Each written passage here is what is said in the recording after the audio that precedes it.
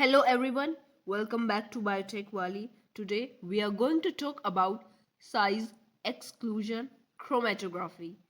Size exclusion chromatography two types की होती है. जनरली लोग कंफ्यूज हो जाते हैं और सोचते हैं कि जेल फिल्ट्रेशन क्रोमेटोग्राफी और जेल परमिशन क्रोमेटोग्राफी एक ही है. नहीं, जेल फिल्ट्रेशन क्रोमेटोग्राफी और जेल परमिशन क्रोमेटोग्राफी ये दो टाइप्स हैं किसके, साइज एक्सक्लूजन क्रोमेटोग्राफी के. और साइज एक्सक्लूजन क्रोमेटोग्राफी के जो जेल फिल्ट्रेशन है उसमें हम लोग मोबाइल फेज में एक्वस सॉल्यूशन यूज करते हैं, ठीक है. और जेल परमिशन में हम डायरेक्टली ऑर्गेनिक सोलवेंट यूज करते हैं.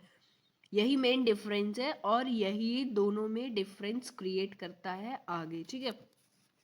तो हम सबसे पहले पढ़ने वाले जेल परमिएशन क्रोमेटोग्राफी के बारे में, ठीक है. जेल परमिएशन क्रोमेटोग्राफी बाकी अदर टेक्निक्स की तरह एक टेक्निक है जो सेपरेशन और प्योरिफिकेशन के लिए यूज की जाती है किसी भी मिक्सचर में जो मॉलिक्यूल्स रहते हैं, ठीक है.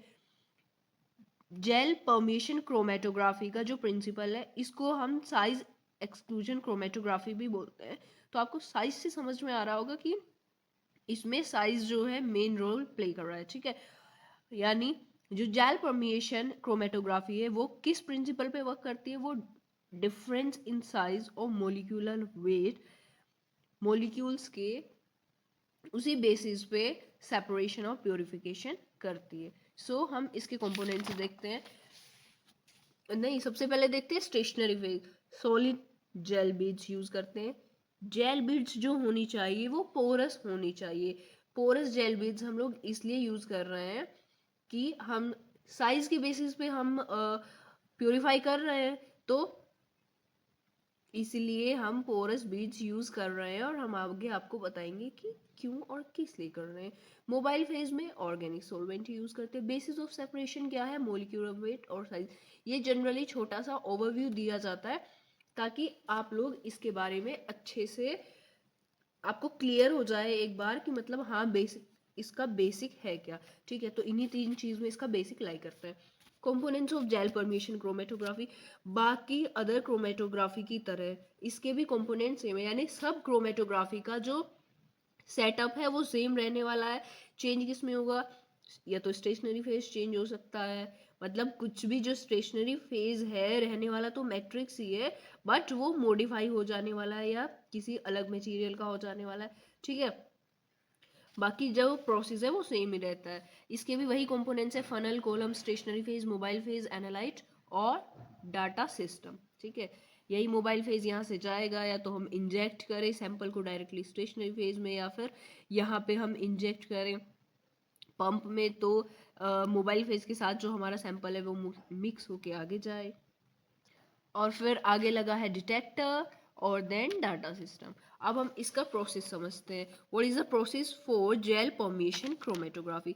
सबसे पहले जैसे हम आयन एक्सचेंज में हमने पढ़ा था क्या करते हैं, प्रिपरेशन ऑफ आयन एक्सचेंजर करते हैं. फिर हमने उसके बाद एफिनिटी क्रोमेटोग्राफी पढ़ा, तो उसमें लाइगेंड रिसेप्टर की प्रिपरेशन कर रहे हैं. और ऐसे ही हम यहाँ पे भी क्या करेंगे, कॉलम के लिए जेल बीड्स को प्रिपेयर करेंगे. कैसी, पोरस. देखो जो नॉन पोरस जेल बीड्स है वो ऐसी दिखती हैं, और जो पोरस है यानी इसमें पोर्स क्रिएट कर दिए गए हैं, ये है पोरस जेल बीड्स, ठीक है. पोरस जेल बीड्स को हमने कॉलम में पैक कर दिया है, ठीक है. उसके बाद हम क्या कर रहे हैं, सैंपल की लोडिंग कर रहे हैं. सैंपल की लोडिंग करेंगे तो क्या होगा, सैंपल रन करेगा टूवर्ड्स डाउन, और जो स्मॉल मॉलिक्यूल्स होंगे वो कहाँ, जैसे ये हमारा क्या है, सैंपल मिक्सचर है और इसमें 3 डिफरेंट साइज के मॉलिक्यूल्स है, ठीक है. और हमारे जो पोरस बीड्स है उसमें भी कुछ क्या है, पोरस बीड्स में क्या है, पोर्स है. तो जो पोर्स का साइज है उस साइज के जो मॉलिक्यूल होंगे उस साइज वाले मॉलिक्यूल्स इसके अंदर ट्रैप हो जाएंगे, और जो बड़े मॉलिक्यूल होंगे वो तो एकदम क्विकली एल्यूट हो जाएंगे, और जो थोड़े स्लाइटली लार्जर मॉलिक्यूल्स है ना, वो क्या करेंगे, वो भी इन पोर्स में ट्रैप होने की कोशिश करेंगे, बट ट्रैप नहीं हो पाएंगे क्योंकि उसका साइज स्मॉल है. तो जो स्मॉल मॉलिक्यूल है, जो स्मॉलर मॉलिक्यूल्स है, वो थोड़ा टेम्परेरी, थोड़ा लंबे टाइम के लिए रिटेन रहेंगे किसमें, पोरस में, ठीक है.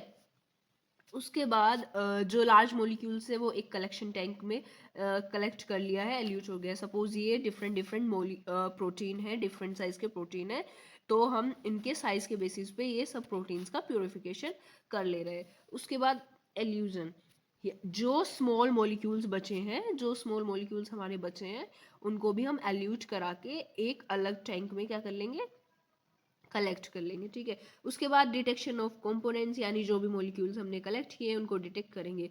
ठीक है, बाकी हर क्रोमेटोग्राफी की तरह इसकी भी एक लिमिटेशन है। इसकी लिमिटेशन क्या है कि अगर सब मॉलिक्यूल्स का साइज सेम रहेगा, सपोज ये जो भी सारे मॉलिक्यूल्स हैं अगर इनका साइज सेम रहेगा तो सभी ट्रैप हो जाएंगे, तो हमारे लिए इन मॉलिक्यूल्स को सेपरेट करना एक हार्ड एंड फास्ट रूल बन जाएगा। तो ये सिर्फ तभी एप्लीकेबल है जब जो मॉलिक्यूल्स है उनका साइज डिफर करता है। आई होप आपको समझ आया होगा।